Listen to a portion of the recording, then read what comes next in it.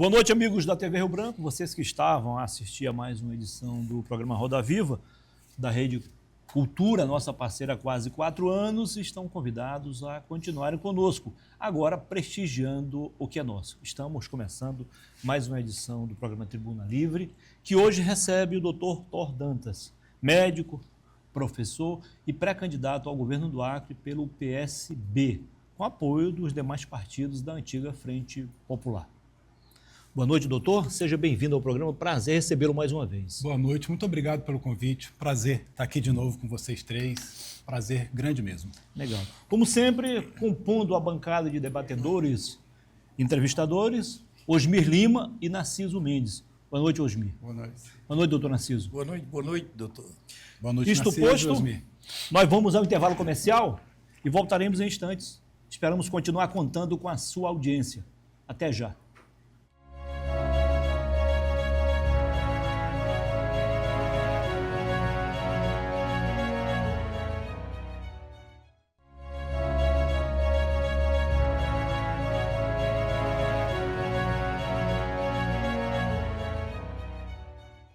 Ok, estamos de volta, começando para valer mais uma edição do Tribuna Livre, aqui na sua TV Rio Branco, canal 8.1, Rede Cultura, nesta segunda-feira que antecede a reabertura dos trabalhos legislativos, tanto na Câmara de Rio Branco, nas câmaras municipais do interior, na Assembleia Legislativa e também no Congresso Nacional.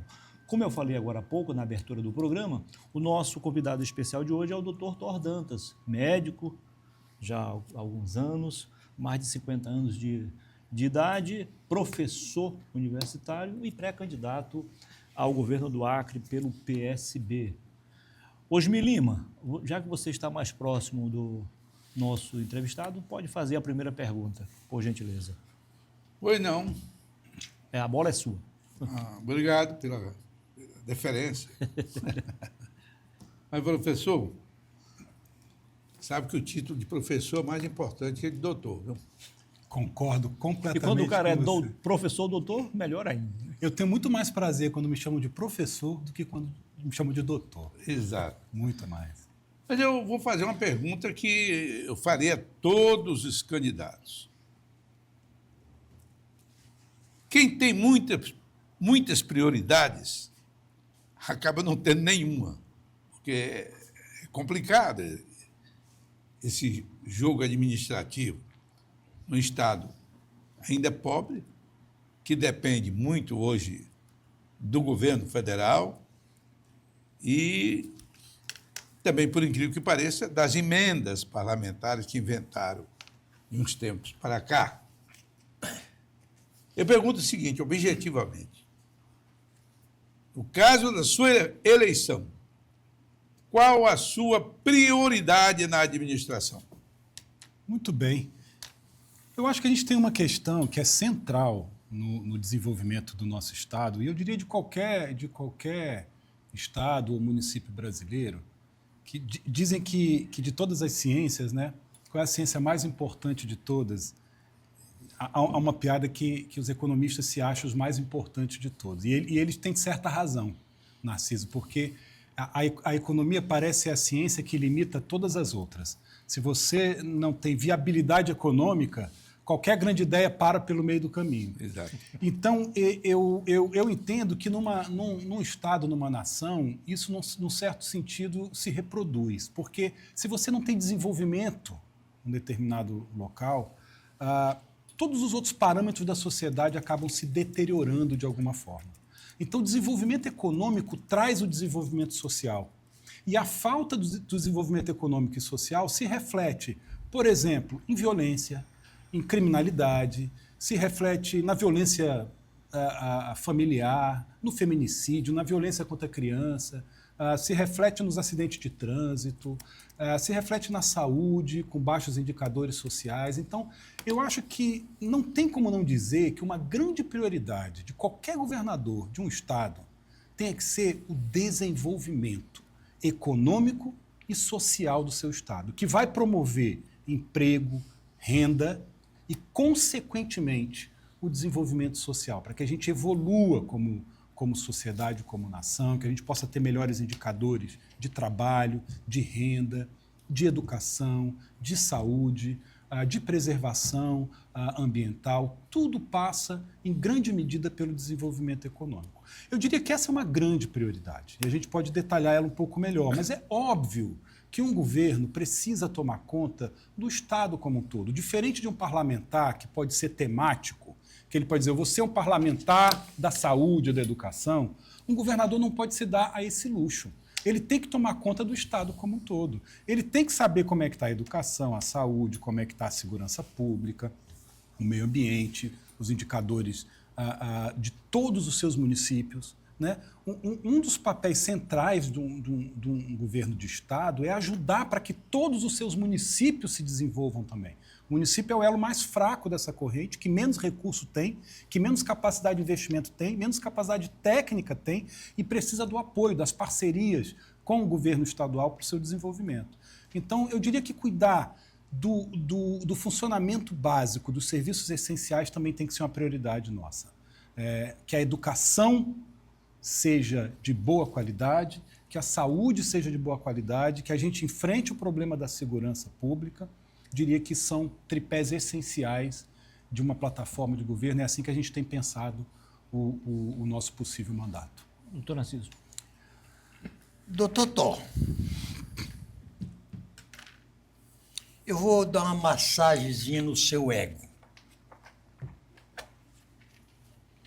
Eu conversava essa semana sobre candidaturas ao governo do Estado e uma pessoa que não me autorizou a nominá-la, então não vou fazer.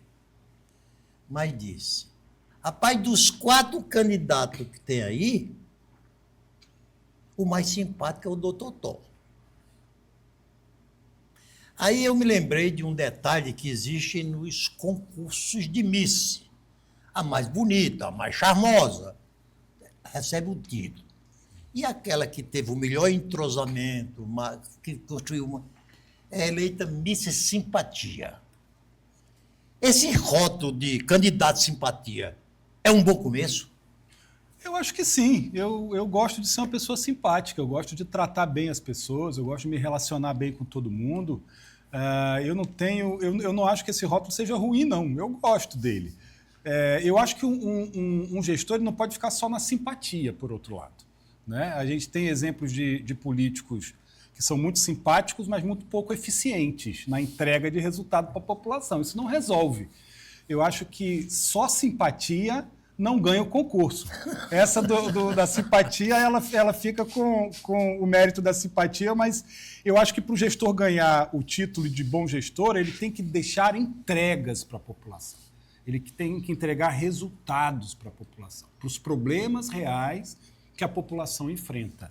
E eu acho que isso a gente está faltando muito no Acre. Então eu espero ser uma pessoa simpática, como eu sempre sou, trato bem todo mundo, dialogo com todo mundo, converso com todas as ideologias, com todas as forças políticas, com todas as formas de pensar a sociedade, busco entendimento, busco articular as diferenças e encontrar os pontos de conexão entre todos, mas busco essencialmente entender quais são os determinantes dos problemas que a sociedade tem e quais são as soluções possíveis. Eu acho que o nosso Estado está precisando de mais resultado e nem de tanta simpatia. Simpatia, já tem muita gente simpática aí. Eu quero ser mais do que o simpático. Eu quero ser aquele que ajuda a resolver problemas concretos que a sociedade tem. Narciso, eu acho que eu posso fazer isso. Professor, doutor Tó, você tocou num assunto para mim fundamental. Eu acho que o Acre, mais do que nunca, está precisando do desenvolvimento. Eu morei numa cidade e trabalhei lá durante 3 anos, pelo Banco do Brasil, uma cidade de Santa Catarina, que não havia desemprego. Foi motivo até de uma reportagem do Jornal Nacional das cidades brasileiras que não tinham desemprego. E ela foi incluída. Agora, por que não tinha desemprego? Porque só nossos clientes lá, nós tínhamos 132 indústrias, uma cidade pequena. Só que 5 indústrias de grande porte. exportava para o mundo. Inclusive, tem muitos produtos aqui no Acre que vendem, Oxford, entre outros, que vendem aqui. Não havia... Você, durante a semana, podia passar naqueles bares, aquele negócio, todos vazios. Só à noite que ia, todo mundo trabalhando. Então, você não acha que o Acre hoje também sofre de um ambientalismo exagerado para promover esse desenvolvimento que sonhamos? E eu vou citar um exemplo. O município de Porto Walter, eu não vou precisar a distância, mas deve ser em torno de 100 quilômetros para Cruzeiro do Sul. Quando é a época do verão, não agora, a época do verão, não se consegue chegar lá quase de canoa para abastecer a cidade. Fica tudo um bujão de gás 5 vezes mais caro que o de Rio Branco. Enfim, torna impossível a vida daquele cidadão. No entanto, quando o prefeito da época começou a tentar abrir a estrada, né, ele está sendo processado. Quando ele recorre aos meios legais, geralmente recebe um não como resposta. Como é que nós vamos promover o nosso desenvolvimento se nós não temos nem meio de escoar a produção? Ainda me lembro, eu estou sendo um pouco longo, eu me lembro da Miragina, que foi um exemplo de tenacidade. Ela ficou muito restrita, na época, até que eu era presidente do banco, a vender para Rio Branco. Porque não tinha estrada para levar para os municípios. E levar de avião era uma coisa que tornava muito cara. Então, você não acha que esse tipo de comportamento, de querer proibir tudo, sem conciliar preservação com desenvolvimento, que no discurso eles falam muito disso. Preservação com desenvolvimento, mas só cuida da preservação. Qual é a sua opinião? Você tocou num ponto muito importante mesmo, Osmi. O equilíbrio e a articulação entre duas coisas que parecem ser antagônicas e estão postas no debate como antagônicas. Ou eu preservo ou eu desenvolvo. Não tem como fazer uma opção por uma coisa. Não tem como só desenvolver sem preservar e não tem como só preservar sem desenvolver. Como que nós vamos encontrar esse meio do caminho de conciliar as duas coisas é o desafio que está posto. Eu vejo gente do outro lado também falando o contrário. Bota essa floresta toda abaixo, bota pasto daqui até o fim desse acre e está resolvido o problema. Não está. Não está. Você sabe muito bem, Osmi, que todo o agro brasileiro do centro-sul, do centro-oeste, do sudeste e do sul, depende de um fenômeno chamado evapotranspiração amazônica que promove os chamados rios voadores. Tem a história de que o vento faz a curva no Acre, isso é verdade, do ponto de vista da ciência. Ela vem evaporando a partir do mar, sobe toda a Amazônia, chega aqui na nossa região, nos Andes, faz a curva, desce para o centro-oeste e lá chove. Em todo lugar do mundo, naquela latitude, é desértico, menos na América do Sul. Por quê? Por causa da floresta amazônica. Então, para que tenha chuva no nosso agronegócio tão pujante, tão importante no centro-oeste, depende da cobertura florestal aqui. Então, a gente já tem uma questão que é científica. Agora, o nosso produtor local aqui, na Amazônia, tem uma contenção que é precisar necessariamente preservar mais do que quem está no centro-oeste. E ele já sai em desvantagem em função disso. Uma coisa que eu tenho defendido é que haja uma compensação econômica. Se nós temos que preservar 80% da minha fazenda, porque é importante a preservação, e ela é importante, senão a gente tem crise ambiental. Então eu estou em desvantagem com o produtor agrícola do Centro-Oeste que não tem essa regra. Então tem que ter benefícios fiscais, tributários, que a gente faça como compensação. Então, essas são coisas práticas para dizer que a gente precisa equacionar. A economia, a gente está falando do que a gente precisa para o nosso desenvolvimento, que você me chamou a atenção de como isso é importante. Você começou pela infraestrutura. De fato, essa é uma coisa essencial, ela é a base para que a economia possa se desenvolver. Se eu não tenho estrada, se eu não tenho meios de escoar a produção, a gente tem um grave problema econômico. Então, você tem toda a razão, Osmi. Ter estrada ou comunicação facilitada com todos os municípios do Estado, isso é um dever de casa. Né? Você chamou a atenção, é Taumaturgo, Porto Walter, Jordão e Santa Rosa. Nós temos 4 municípios do Estado que ficam isolados, que não tem estrada, depende do rio, e o rio, uma época do ano, seca. Mas hoje nós estamos falando em passar ferrovia aqui, ligando esse estado de ponta a ponta e ligando com o Pacífico, com o Peru. Então, isso é discutir integração. E a economia tem um tripé, que eu acho que a gente tem que olhar como governo. A primeira é a diversificação. O segredo de uma economia pujante é ser diversificada. Se você tem um produto econômico só, você está com problemas em tempos de crise. Então, nós temos o agropecuário e o agronegócio como uma aptidão nossa. De fato, ela está estabelecida. Né? As atividades agrícolas clássicas, né? Como a pecuária, como o milho, como a soja, elas estão aí e elas fazem parte do nosso portfólio. Nós precisamos cuidar disso, desenvolver isso, melhorar a produção disso com tecnologia, e a gente precisa diversificar nas outras atividades econômicas que nós temos associadas à chamada floresta em pé, porque existem diversas outras atividades econômicas. O café, o açaí, a semente, o cupuaçu. Narciso, eu fui fazer o meu estágio, Osmi, nos Estados Unidos, uma época da vida, fiquei 4 meses lá estudando, fazendo treinamento de transplante de fígado. Lá, eu levei um bombom de cupuaçu para o meu professor, o chefe do transplante de fígado nos Estados Unidos. Ele provou aquilo, ele ficou maravilhado. Ele disse, onde é que eu compro isso? Ele foi na Amazon, na internet, e lá nos Estados Unidos ele compra cupuaçu em pó, lá, que entrega na porta da casa dele em 24 horas, e ele usa para fazer iogurte, para fazer o café da manhã. O nosso açaí, o açaí amazônico, ele é vendido hoje no mundo inteiro. A castanha, os óleos, medicamentos que saem dessa floresta. A gente tem um grande potencial florestal que tem que ser melhor explorado. Isso é diversificar. Agora, a gente precisa do terceiro tripé. Falei de diversificar.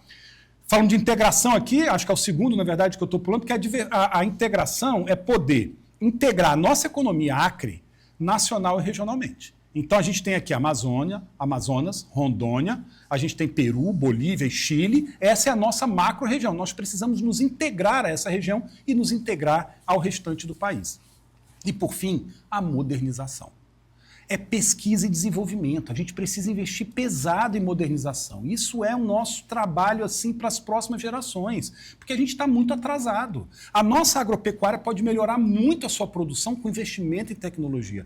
E todos esses produtos que eu falava, a gente precisa investir tecnologia nele para agregar valor. Eu não posso mandar uma tora de madeira para fora, ela vale muito pouco. Mas se eu mandar um produto agregado de valor a essa madeira, a essa castanha, se o cupuaçu já sai liofilizado para ser vendido lá fora, se o tacacá já sai... Outro dia eu vi um desenvolvedor aqui acreano que fez um tacacá liofilizado, não sei se vocês viram isso. Você abre o pacote, bota na água morna e você tem um tacacá em qualquer lugar que você vá, o açaí. Então, agregar valor aos nossos produtos. Como é que faz isso? Um grande trabalho de botar poder público, empresários e os institutos de pesquisa, universidade junto para agregar valor. Eu acho que essa é a equação do tripé que eu botaria: diversificar, integrar e modernizar, cuidando da infraestrutura para o nosso desenvolvimento econômico. Ô, doutor Thor, eu gostei dessa sua definição. E por vezes eu discuto com Osmi Lima essa questão economia, meio ambiente. O que existe, na verdade, é como na política nós temos que afastar os xiitas, vamos afastar os lulistas e os bolsonaristas, numa linguagem moderna.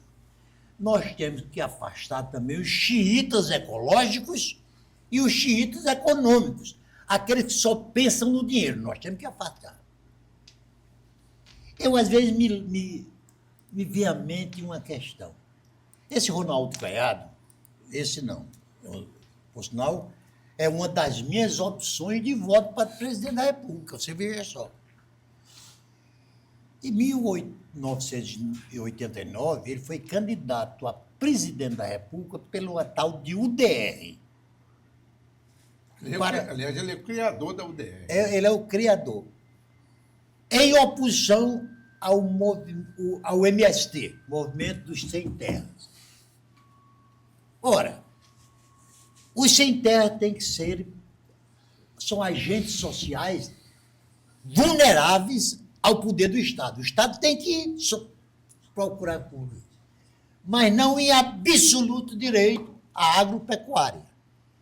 Aí eu pergunto, por que é que esses medalhões do MST, que tem gente importante do PMST, até você vê que o presidente do MST é convidado para dar palestra na China, na França, na Inglaterra.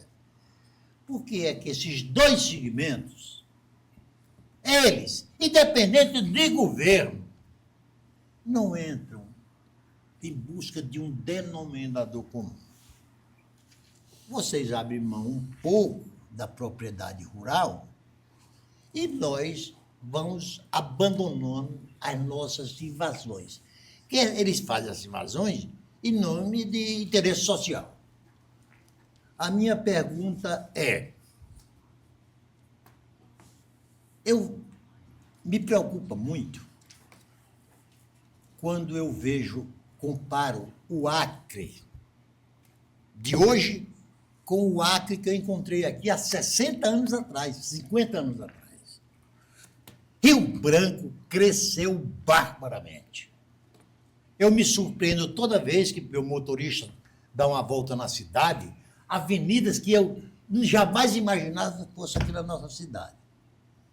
Mas eu noto a ausência de fábricas, de indústrias, de projetos com futuro.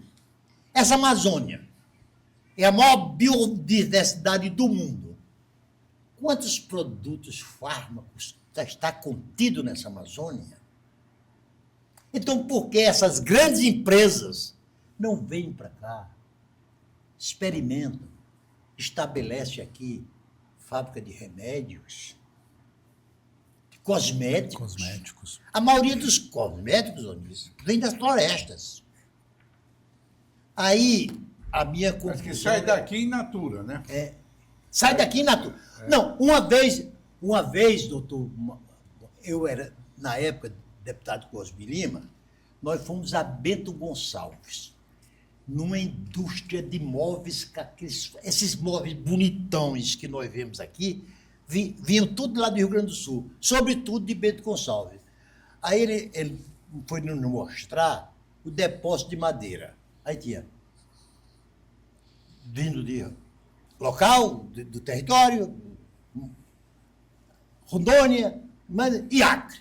O depósito de madeira levada do Acre para Bento Gonçalves era o maior de todos eles. Eu perguntei por que essas indústrias moveleiras não se instalam para, em vez da gente exportar o produto bruto, na sua forma bruta, em toros, não estabelece aqui umas fábricas aqui para nós. Aí sim, geraria emprego, geraria renda e não agrediria o meio ambiente. O que é que o senhor acha dessa? Perfeito. O doutor Tom responde no próximo bloco, pode ser? Claro. Nós vamos ao intervalo comercial e voltaremos em instantes com a segunda parte do Tribuna Livre desta segunda-feira. Até já.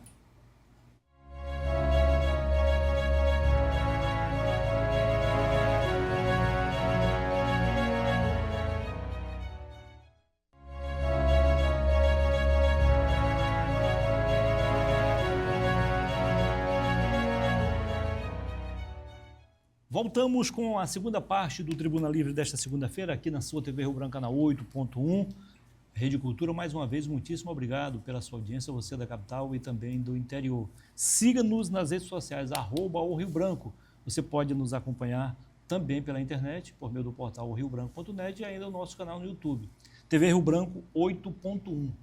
Se você ligou o seu televisor agora, muito obrigado pela audiência. Estamos aqui a conversar com o Dr. Thor Dantas, professor, médico e pré-candidato ao governo do Acre pelo PSB, que tem um dos membros aqui também, Gabriel Maia, está aqui conosco, foi presidente, hoje é secretário-geral da Executiva Regional e membro da direção nacional do PSB. Seja bem-vindo, ok? Muito boa noite.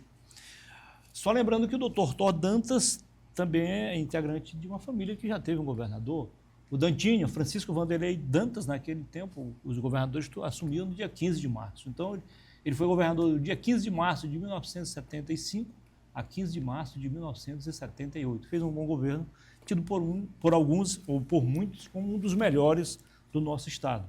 O Dr. Thor Dantas, querendo, pode usar também isso aí na campanha. Pode ficar à vontade para responder a pergunta feita pelo doutor Narciso na virada do bloco, doutor. Muito bem.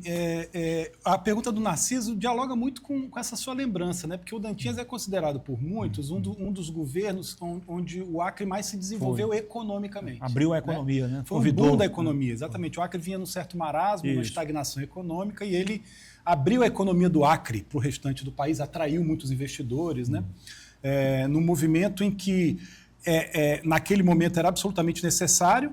Alguns fazem a crítica, né, de que não havia uma preocupação ambiental naquele momento, mas não se falava disso. Era uma coisa lá atrás, um embrião. Depois veio, a gente precisa desenvolver, mas precisa preservar também. Eu acho que a vida, né, ela é feita, Osmi, desses encontros, né, históricos, de momentos históricos. Então, o momento do Dantinhas foi um momento dele importante. Depois é um momento de entender que essa floresta tem que ser preservada para o nosso bem, para as futuras gerações, por causa da água que a gente bebe desse rio, por causa do ar que a gente respira na época das queimadas, por causa do nosso futuro. E depois a gente busca, então, esse equilíbrio de como é que a gente desenvolve ao mesmo tempo que a gente preserva, como a gente falava no bloco anterior. Mas o tema do desenvolvimento, então, que o Narciso traz à tona é muito importante. A gente falava anteriormente, né? Agregar valor à nossa produção florestal é chave. Não dá para exportar tora de madeira para que o móvel seja feito lá. A gente tem que trazer a indústria do móvel para cá. Não dá para exportar o açaí in natura, o cupuaçu in natura, o óleo in natura. A gente tem que trazer a indústria para produzir o desenvolvimento aqui. Então, eu acho que o papel de um governo é produzir políticas indutórias que façam com que isso aconteça. Porque quem vai fazer isso é a iniciativa privada. Não é o governo que vai fazer a indústria, não é a indústria, mas o governo tem que atrair a indústria para cá, como o Dantinhas fez. Como é que eu atraio as indústrias para cá? Né? Políticas indutórias, que tem a ver com benefícios tributários, tem a ver com a própria propaganda do Acre, venha para o Acre, que tem a ver com a infraestrutura de escoamento. Agora temos uma ferrovia que você pode exportar isso direto para o Pacífico. Tudo isso se integra. Tudo que a gente discutia no bloco anterior é essencial para que uma indústria possa se sentir interessada em vir para cá e se estabelecer aqui. E aí eu acho que a capacidade de visão estratégica de um governo e de criação de políticas indutórias. O que eu acho que está faltando muito, aí eu vou ser sincero aqui com vocês, é essa capacidade no Acre hoje. O Acre hoje está muito incapaz de produzir políticas públicas indutórias da economia. A gente tem uma gestão que, com toda sinceridade, é só olhar os números, os dados, estão aí, são públicos. A capacidade de investimento do estado do Acre hoje, ela é ínfima. Os dados, se você vê o compilado aí dos últimos 5 anos, até 2025, até o ano passado, o Acre investe apenas 35% do que ele tem para investir. Isso dá 65% porque ele não investe. Isso porque a gente já tem um problema crônico no Acre, que é ter pouco para investir. A gente já deixa muito do nosso dinheiro público, do nosso orçamento, com lei de responsabilidade fiscal, com o problema previdenciário do Acre, que a gente tem que discutir, que é uma outra questão que é gravíssima, mas o pouco que nos sobra para investir, a gente não consegue investir. A capacidade nossa é baixa. E isso é dado aí dos últimos 5 anos. Eu acho que a gente precisa de um choque de gestão, sabe, no Estado. Eu acho que isso tem a ver com baixa capacidade técnica das equipes. As equipes que estão aí têm baixa, eu tenho que ser sincero em dizer, baixa capacidade técnica de gestão para poder aumentar o percentual do que a gente tem para investimento e atrair novos investimentos, com projetos, para buscar dinheiro novo. Esse é o dinheiro que a gente já tem, o pouquinho que nos sobra, né, do nosso orçamento aí de 12 bilhões.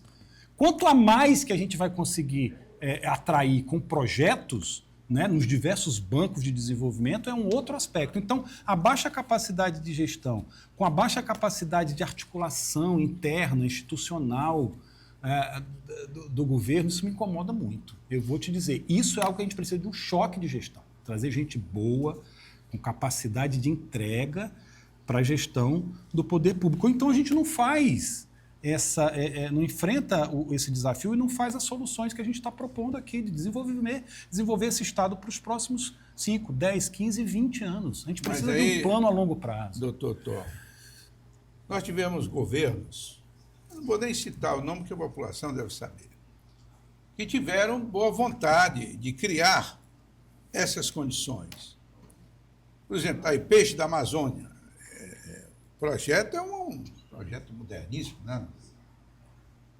Não sei porque carga d'água não funcionou, né? Em Rondônia, hoje, talvez seja o estado amazônico o maior produtor de peixe de água doce, né? Nós tivemos uma série de outras experiências, de fábrica de tacos, de camisinhas, e tendo mercado que compra, no caso do Ministério da Saúde. Nós tivemos o parque industrial mesmo, moveleiro. Eu tenho um sobrinho, em Cruzeiro do Sul, que ele comprou a maior área para montar. Ele não viu a hora, depois de 2 anos, de se livrar daquilo. Porque diz ele que a dificuldade em adquirir madeira era tão grande que era melhor exportar a do sul para cá, né? Exportar madeira para poder... Ele era para transformar em móveis. Importar, no caso, trazer a madeira? Importar, aliás. Trazer a madeira de fora. Trazer a madeira de fora. Sim. Saía mais barato. Por causa de uma série de exigências que fariam e das dificuldades naturais da floresta. Então, tudo isso tem assim, não sei, porque a distância não é problema. Nós não temos nada a ver com o Atlântico. A nossa realidade está para o Pacífico. Nós temos que fazer a nossa economia voltada para o Pacífico, né? Então, vai criando uma certa decepção. O número de desempregados aumenta.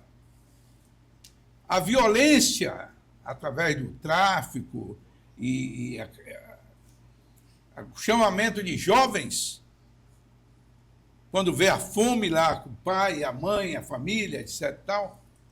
Então, é um estado preocupante que o próximo governo vai ter que tomar medidas duras para tentar resolver esse problema. Gostaria de ouvi-lo sobre isso. Perfeito, eu concordo completamente.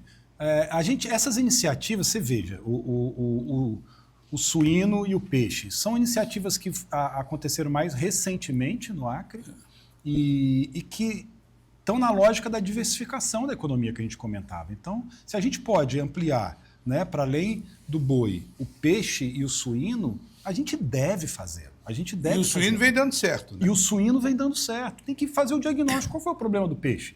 Aonde que não deu certo? Eu acho que assim, a gente tem que cuidar, né? Você veja, a gente construir algo que não existia, ele exige, primeiro, a energia necessária para implantar, né? Que não é pequena, ver a viabilidade, ver as condições ao redor disso, como a gente falava, como é que isso vai se estabelecer, quais são as necessidades, a infraestrutura, etc. E tem que cuidar disso, porque se você abandona, depois a coisa desanda. Eu acho que você deu o exemplo da camisinha. Não tem motivo óbvio, explicável, para a gente não continuar produzindo camisinha, tendo um comprador que está ali, que é nosso parceiro, que é um governo federal que compra todo o estoque de camisinha que se produz no Brasil. E você pode usar isso como um marketing, a camisinha da Amazônia, a camisinha com látex natural. Né? Isso é um marketing, e que, de repente, isso vai atrair muita gente para usar essa camisinha natural, que dá mais vitalidade, mais virilidade, porque vem da seringueira da Amazônia, enfim. Eu acho que é cuidar. Aquilo que iniciou e não deu certo, você tem que identificar o que aconteceu no meio do caminho. A fábrica de taco, de móveis, o peixe. Porque se você não cuida, a coisa deteriora. Eu lembro também aqui do exemplo, a gente teve aqui há algum tempo uma linha de turismo aqui com o Peru aeroviário, né? A gente tinha uma linha que saía daqui para o Peru. Rapaz, tem tanta gente que vem aqui o Acre e me pergunta, Tó, e o Acre? Você mora no Acre? Eu vou lhe visitar um dia no Acre. Eu falei, venha. Dá para ir daí no Peru e a gente fazer um turismo ao mesmo tempo? Eu falei, dá, daqui você chega no Peru, você vai a Cusco, Machu Picchu. Todo mundo me pergunta isso. Quando diz, eu vou no Acre lhe visitar. E a gente precisa cuidar, isso é um ativo econômico, que é o turismo regional, que a gente integraria aqui uma... É a indústria sem chaminé. É a indústria sem chaminé. E o turismo hoje, com o ecoturismo, né, que a pessoa quer ir na floresta, ela quer ver a aldeia, ela quer ver o festival indígena. Mas essa discussão dos festivais florestais indígenas que estão aí, a gente não está tendo um olhar para isso, não se fala disso. São festivais que movimentam muita gente, muito dinheiro, muito interesse internacional, inclusive. Você vê alguma coisa sendo falada em termos de Secretaria de Turismo? Cadê o receptivo local? Quem é que está incentivando a indústria de turismo local para participar disso? Está passando à margem. As pessoas estão fazendo, mas parece que o poder público nem sabe que isso existe. E isso é uma potência econômica hoje, essa questão do ecoturismo e dos festivais indígenas. Então, acho que tem muita coisa para fazer, mas, de novo, não dá para ser só simpático. Entende, Narciso? Só simpatia não resolve o problema, é preciso gestão. É preciso que o governador ele tenha aptidão e paciência para gestão, porque gestão dá trabalho. Gestão não é só ser simpático. Gestão dá trabalho, arregaçar a manga, sentar, planejar, procurar indicador, organizar uma equipe que seja capaz de fazer as entregas e acompanhar o planejamento. Ô, doutor Senão Tó, não sai. vamos voltar ao seu familiar Francisco Vanderlei Dantas. O senhor faz a próxima pergunta no próximo bloco, tá bom? Tá. Nós vamos ao intervalo. Tá com marcação com o Narciso? Não, ao contrário, eu vou valorizá-lo ainda mais, porque ele vai fazer a pergunta e imediatamente obterá a resposta, sem intervalo. Nós vamos ao intervalo comercial e voltaremos em instantes com a terceira e última parte do programa. Osmir, não coloca a lenha na fogueira, Osmir. Até já.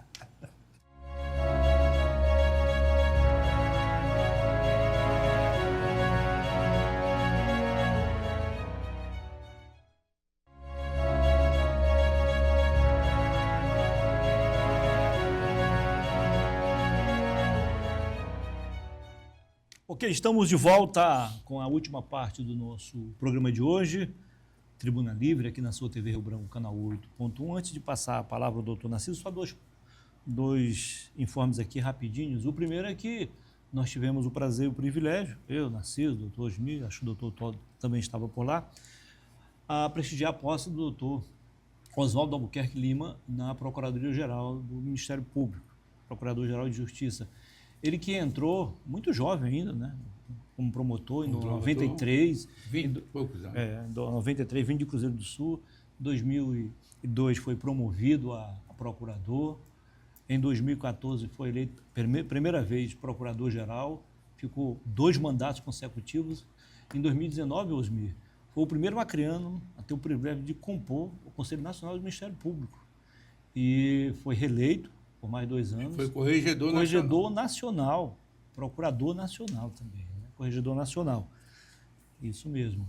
Agora, ano passado, foi eleito como o primeiro da lista e foi nomeado pelo governador Gladys Camelia, que teve o prazer também, o privilégio de ir lá prestigiar a posse de mais um membro de Cruzeiro do Sul. Mais um juruaense na posse. E muita gente prestigiou a posse lá no auditório do Detran, na tarde e noite de sexta-feira. A ele, boa sorte. Ele só precisa disso porque competência ele já demonstrou que tem de sobra. O outro detalhe é que, a exemplo da empresa que exporta carne de porco, suínos, a empresa de caprinos também deu certo. Cordeiro da Amazônia, apesar de questionada, uma vez que encontra-se praticamente às margens do Igarapé Redenção, também está dando certo. Está exportando para vários, pelo menos 7 ou 8 países já. Eu vou fazer um rápido comentário aqui sim. sobre a posse do Oswaldo. Isso. O que eu achei mais interessante, doutor, que ele terminou de fazer o juramento de posse, Sim. mandou tocar o hino do Vasco. Foi. Tacou o hino do Vasco. E os flamenguistas ainda tiveram que aplaudir. Só ele, né? Parabéns aí. Doutor Narciso. Bom, sobre a posse do doutor Oswaldo Albuquerque, eu não sou useiro e vezeiro de participar de posse de autoridade.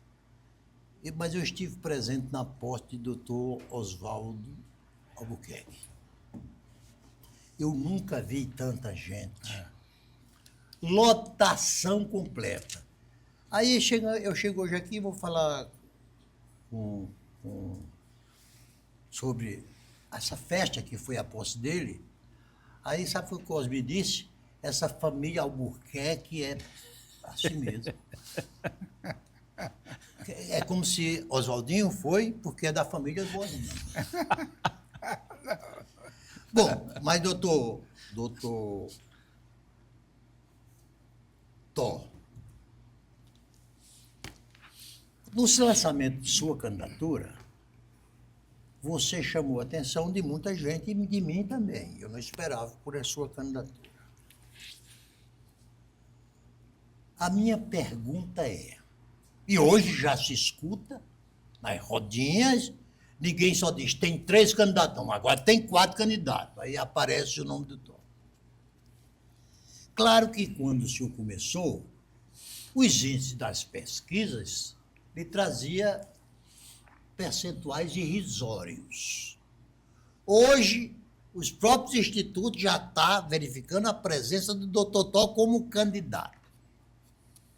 Ainda não está ao nível de competitividade. Mas eu vou dar aqui um exemplo.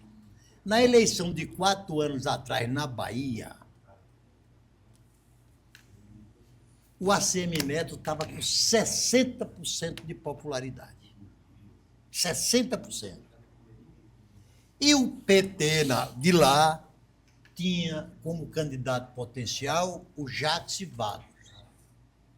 Aí as pesquisas traziam 40%, 45%, ele sempre atrás do ACM Neto. Aí o Jacques Wagner, que já tinha sido 2 vezes governador, disse, rapaz, eu não vou encerrar minha carreira política com uma derrota, não. Eu não sou candidato a governador. Aí o partido dele, numa agonia, quando faltava 6 meses para as eleições, 6 meses, indicou o atual governador da Bahia, o Jerônimo Rodrigues. A primeira pesquisa trouxe a ACM Neto com 65% e o Jerônimo com 2%. Faltando 6 meses para as eleições, aqui a nossa ainda falta 8 meses. Era praticamente ser candidato a ser derrotado. Com 6 meses, o ACM Neto perde as eleições para o Jerônimo, que só tinha 2 pontos percentuais. Isso pode ser uma sinalização para a sua candidatura? Os índices de aceitação do seu nome podem crescer a ponto de você chegar competitivo nas eleições? Eu acho que pode não, ele vai crescer, Narciso.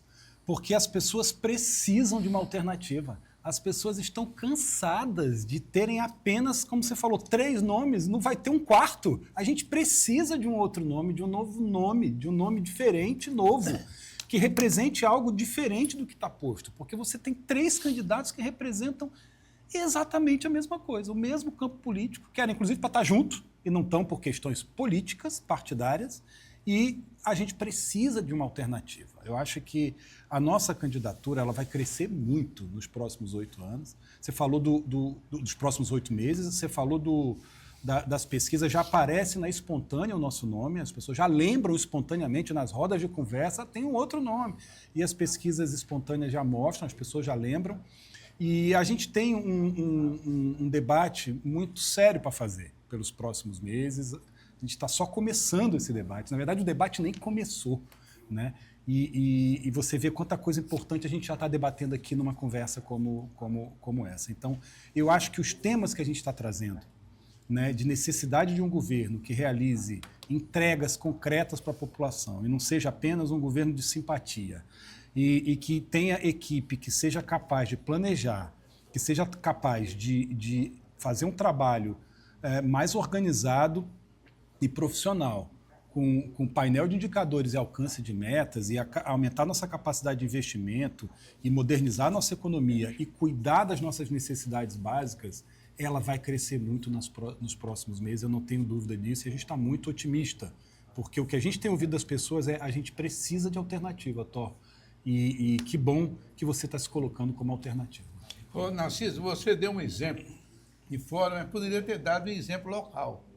Em 1990, quando eu fui candidato a governador pelo MDB, o Branquinho tinha 60% quase. Banquinho, né? Eu tinha o segundo colocado, 11%. O Edmundo Pinto tinha 4%. E o Jorge Viana tinha 3%. 1990. Em 90. Quando abrem as urnas, se inverte. O Edmundo Pinto vai para primeiro, o Jorge para o segundo, eu para o terceiro e o Branquinho, que tinha 60%, o último. É interessante. Mas a minha pergunta... O anedotário político está cheio desses exemplos, não é isso? Então, assim, você tem muitos exemplos assim, a gente vai ser mais um a contar a história. Mas tem no final uma desse coisa ano. que você colocou aí que me surpreendeu. Eu quero saber de onde é que você tirou esses dados. Porque eu tenho dados menores. Você disse que nós tínhamos, o governo tem 35% para investimentos.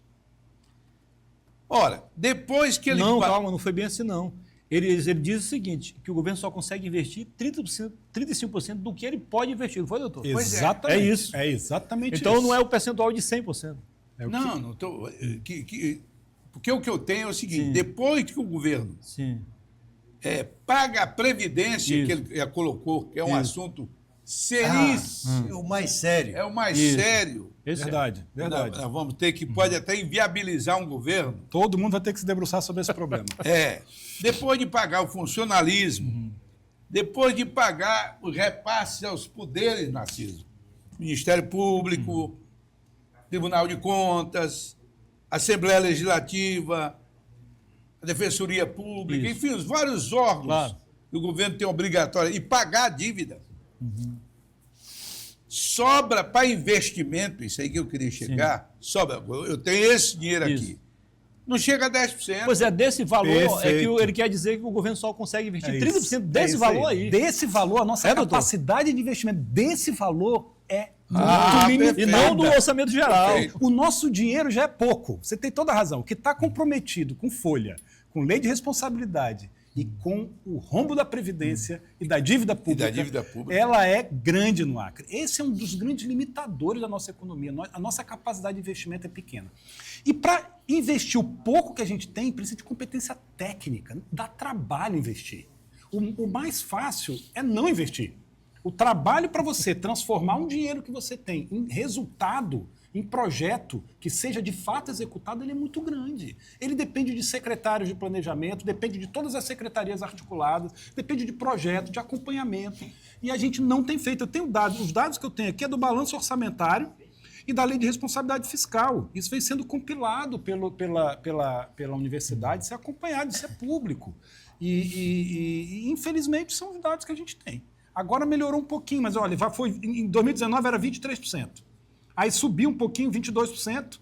Chegou no auge a 60% aqui só um ano, 22%. E depois caiu 30%, 35%. Hoje, esse ano está em 28%. O Orlando Sabino sempre escreve artigos O sobre professor isso. Orlando Sabino é um que acompanha isso de forma metódica, ele Verdade. estuda isso, ele é cientista dessa área. Esses dados, ele, na verdade, tem alguns artigos que trazem essa Verdade. luz ao debate. Uma pessoa muito sensata, Sim. que traz dados muito, muito interessantes e importantes para o debate. Ele traz um debate também muito importante para o professor Orlando Sabino, que é a questão do neocooperativismo. O cooperativismo, acho que você falava um tema que acabou passando lá atrás, do que fazer com esse pequeno produtor que luta para ter terra, que não tem terra, que fala como é que a gente vai fazer para dar terra para as pessoas que precisam produzir. Aí tem esses radicais que vão para briga, que vão para invasão, que vão para... Eu acho que o caminho não é esse. Isso. Não é isso que vai resolver o nosso problema. Mas o pequeno produtor que tem uma terra, um lote de terra pequeno, esse também produz. E se você soma todos os pequenos produtores, isso vira uma parcela importante da economia. Muito importante. Eles que tem que representam ser a maioria. olhada. Representa a maioria. A maior parte da economia é o somatório dos pequenos produtores. E eles precisam de um olhar diferenciado. E esse olhar, hoje, é o cooperativismo. É o que o Orlando chama de um neocooperativismo, é o cooperativismo moderno, que não é aquele cooperativismo ali da década de 70 que era mais sindical, Sim. que era mais luta sindical. Não, isso aqui é organização técnica, Claro. é assessoria técnica, é organização de planejamento, é planilha financeira, é isso que o pequeno produtor precisa para se desenvolver. É acesso a crédito, tem um problema grave, que é o título da propriedade, vocês sabem disso, que muitos não têm, que Esse é o impede o problema. acesso ao crédito no banco. São essas questões que o pequeno produtor precisa. E é assim que a gente vai enfrentar o problema do pequeno produtor. E eu acho que apaziguar o clima também na terra. Não é com briga, não é com guerra, não Você é me com fez lembrar um invasão. artigo do Dr. Perazzo, que ele fala sobre a questão da legalização da terra, que passa por aí, investimento. Por exemplo, para combater as desigualdades regionais graves existentes no Brasil, nós, na Constituinte, eu e Narciso participamos, nós criamos os fundos constitucionais Norte, Nordeste e Centro-Oeste. Seriam, na época, as regiões, duas ainda são, mais pobres do Brasil. Esses fundos constitucionais, que seriam administrados pelos bancos públicos, Banco do Brasil, Banco da Amazônia, eles teriam uma taxa de juros super diferenciada para poder fazer com que o pequeno produtor, esse homem aqui, e essa mulher a que você se refere, pudesse ter acesso ao crédito. Mas quando foi feita a lei, colocaram para a pessoa errada e votaram erradamente, porque os juros ainda ficaram altos, do meu ponto de vista, ficaram muito altos. Até critiquei na ocasião lá os juros, a taxa de juros e a burocracia aliado. Eu não sei se hoje melhoraram isso, né? Porque esse era o dinheiro criado, esse dinheiro, inclusive, saiu do imposto de renda. É do imposto de renda, é a população toda que está pagando para subsidiar os pequenos produtores. E eu, no entanto, não sei se aplico só para os grandes ou como é que é isso, porque eu não acompanhei mais. Mas é interessante dar uma olhada na aplicação dos fundos constitucionais do Norte, que é o que tem. Isso vai ao encontro do que eu estava defendendo desde o início do programa, a questão da capacidade técnica e de buscar esses recursos, diminuir a burocracia, porque o Osmir tem razão, a burocracia ainda impera, infelizmente. Perfeito, perfeito. Esse olhar diferenciado, né, para o grande agronegócio, que a gente tem uma aptidão inegável, ela necessita de questões que são diferentes do pequeno produtor, e a gente tem que olhar de forma adequada para cada necessidade. Isso é gestão, eu acho que é isso que está faltando. Doutor Tó, já que o nome dele foi lembrado aqui, eu cheguei no Acre quando o Acre era governado pelo Francisco Wanderlei Dantas. Naquela época, também no ano que eu cheguei aqui, foi inaugurada a TV Acre, TV Amazônica, a primeira emissora de televisão aqui no Acre. Então, o que fez Francisco Wanderlei Dantas foi vender o Acre ao centro-sul do país. E a atividade produtiva que o Acre poderia oferecer era a agropecuária. E, de repente, vieram para o Acre os 10 maiores agropecuaristas do Brasil. Nenê Tavares do Couto, Rubico de Carvalho, o Banco Real, e traziam na cabeça a implantação de alguns grandes projetos aqui no Acre. Eu cheguei um dia a um jantar que estava o Zé Tavares do Couto, e o propósito dele era criar no Acre o maior frigorífico do Brasil. Então, valeu apenas a propaganda, na minha impressão, sim, que o Francisco Vanderlei Dantas fez para os nossos clientes que estavam no estrangeiro, porque nós não vamos crescer se nós trocarmos acriano contra acriano com as mesmas mercadorias, os mesmos valores. Então, aí essa pecuária que tem hoje no Acre se deveu à vinda desse pessoal todos. O dono da Agroboi, na época, como era que faleceu, era o nosso... Faleceu recentemente? Não, faleceu. Betão? Não dá Agroboi? O alemão? O alemão. O alemão. O alemão. O alemão chegou aqui no Acre como vaqueiro, sitiante de um desses fazendeiros. E, de repente, o próprio alemão se tornou-se um dos grandes fazendeiros do Acre. E, assim como ele, vários outros. E isso tudo aconteceu graças à propaganda que o Vanderlei Dantas fez de nós em São Paulo, no Paraná, no Rio Grande do Sul. Nós também está faltando fazer essa propaganda sobre os demais produtos que nós podemos produzir? Mas antes de você responder, Narciso, deixa eu fazer um parênteses, que eu não poderia ficar calado diante disso. O governo Dantas foi louvável a atitude dele em tentar promover o Acre da miséria, para dizer que você ia para comprar carne, você entrava na cobrinha. Os mais antigos se lembram disso. Estavam No meio da madrugada. Uma cesta até meia-noite, numa cordinha, e ia 5 horas da manhã para comprar 2 quilos de carne. Só cometeram, para mim, um equívoco que não deveria ter sido cometido. Porque nessas terras que venderam, tinha muitos moradores que estavam lá há 50 anos, 60 anos. Eles poderiam, Narciso, ter destinado 5 hectares, Isso 10 hectares é a solução que eu para falei. eles. Mas, no entanto, não, quero a terra limpa.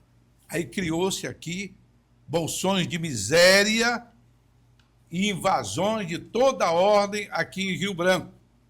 Eu ainda me lembro do exemplo, desculpe se eu estou me alongando, Ótimo. um exemplo que Vocês são a memória política e econômica do Acre. eu quero dar da senhora Maps. Tinha 300 mil hectares de terra disponíveis. E um cara foi lá, vou comprar as suas terras.